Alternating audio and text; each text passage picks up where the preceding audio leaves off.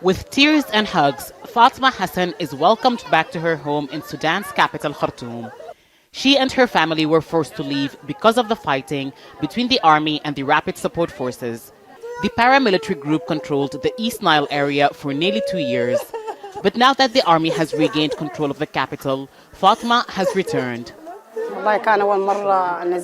We left our home during the first days of the conflict because of artillery fire and stray bullets. We stayed away for 10 months, came back, but had to leave again because the children were traumatised hearing sounds of gunfire and fighter jets overhead.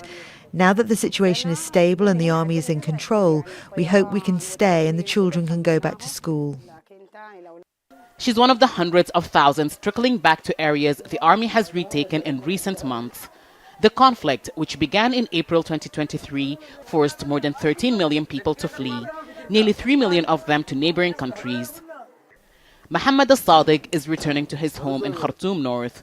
He'd been looking forward to being in familiar surroundings again, but instead, he's found most of his possessions stolen and what's left burned to ashes. We left the house because the RSF had checkpoints nearby and harassed us, and we had sick family members. We were told they looted the house, but it's still hard to see it in person. It's uninhabitable.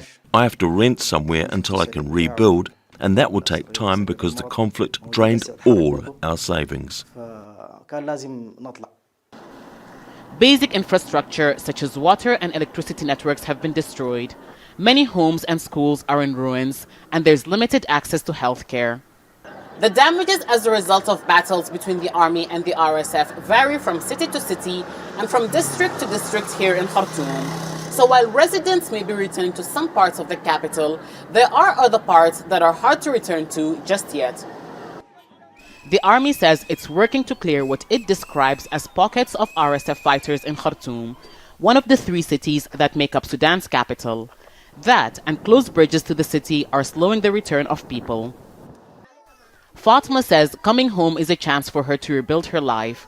She hopes the peace and stability in East Nile lasts so she isn't forced to leave yet again.